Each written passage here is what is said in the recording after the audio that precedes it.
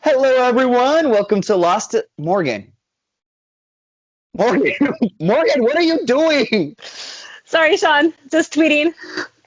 What do you know about the bees? What do you know about the what?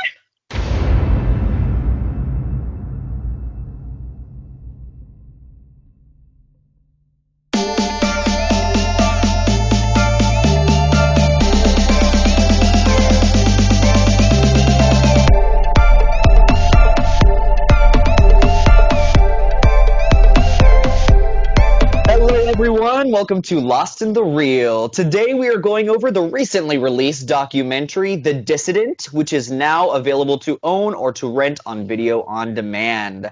The Dissident is directed by Bryan Fogel, who won Best Documentary Feature for his 2017 film, Icarus. This movie is all about the disappearance and murder of Washington Post journalist Jamal Khashoggi.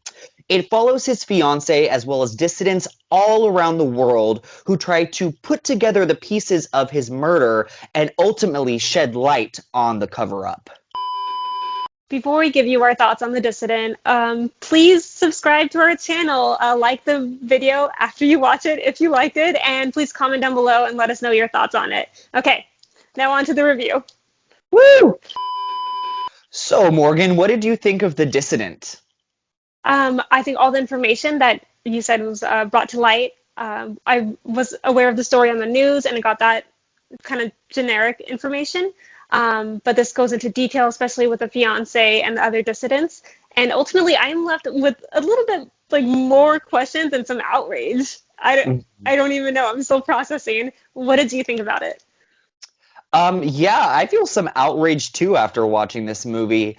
I think it's really interesting because I think everybody is familiar with this story. They know kind of the basics of what happened, but I mean, this movie really goes into detail about all of the reasons why he was murdered and a lot of information about the goings on in the Middle East and Saudi Arabia with not only social media but also journalism and free speech as well there. I definitely learned a lot from this film. It also has this tone of like a espionage thriller almost. And I do think that there's a bit of an overabundance of editing and orchestral flourishes to try to create tension in this film though. What do you think about that?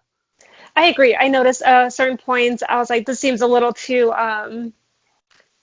filmy to be a documentary. You're trying to add tension when really you can give me facts and it'll just as easily hold my attention.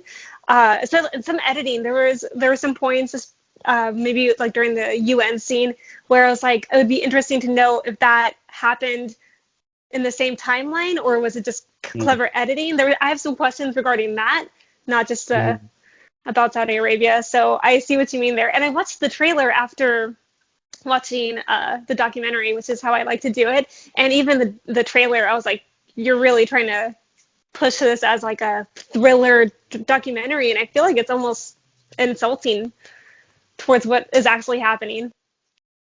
Yeah, I agree with that. I think that this movie works more as kind of like a portrait or kind of an examination of a person who refused to be silenced rather than actually working as the thriller that it wants to be. You know what I mean? Hmm. Yeah. As I said before, I got a lot of the information about Jamal Khashoggi from the news, very generic, same story being told, but I didn't really get to see the fiance side of it. And so I thought that was a good addition of information and adding more heartfelt and more intimate ideas of who Jamal was and the life they had together. I thought that was very important. I'm glad that was a key part of the documentary. Yeah, you have a really good point, Morgan, and I agree with you on that. I think that the fiance needed to be a part of this documentary to give it an emotional connection to the audience, because without that, I feel like it's just a lot of information being handed to you, and without that emotional connection, I don't think it would have worked as well. Exactly. Well, it would just be the news again. But also Yeah. the other dissidents interviewed, Omar Abdelaziz. That was a good try. Thanks. Although this is marketed as the Jamal Khashoggi case, I love how it also brought into light other dissidents, such as Omar Abdulaziz, and his fleeing of Saudi Arabia, and just him being interviewed the whole time, and his talks about his family and the threats that's been happening to him, and his struggle to give a voice to the people. Um, I thought that was also very amazing and very interesting. I did not know anything about his story.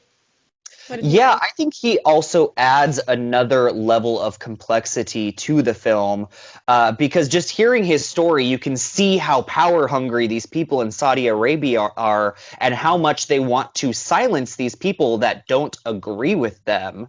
And I think it also really drives home this idea of how important social media is, especially in countries like Saudi Arabia, where, free speech is not a thing.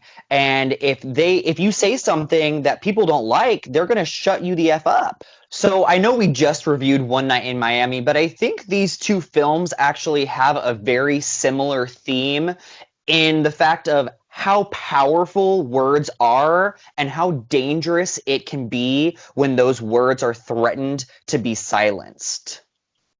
Totally. I love this documentary in particular because it talks about Twitter being a very good platform for everyone to be have a voice on there, but in particularly in certain countries that can be silenced. And I love how Jamal Khashoggi had a very powerful voice. He was high ranking in Saudi Arabia and he worked for the Washington Post, while Omar, the other dissident, was fairly unknown, but he gained a following through social media and was just as powerful and damaging to the monarchy as Jamal was with the help of him, but was being threatened by silence. And so it's just that's powerful.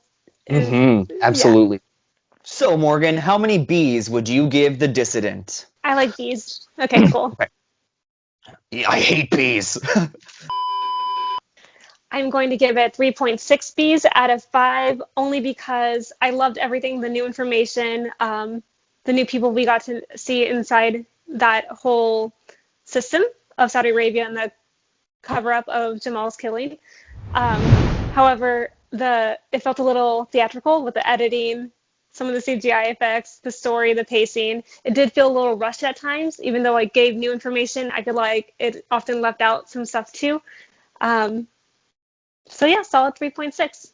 What did you think? I will be giving The Dissident 3 Bs out of 5. I was actually expecting to like this documentary more than I did. I think you have really good points about it just maybe being overly produced.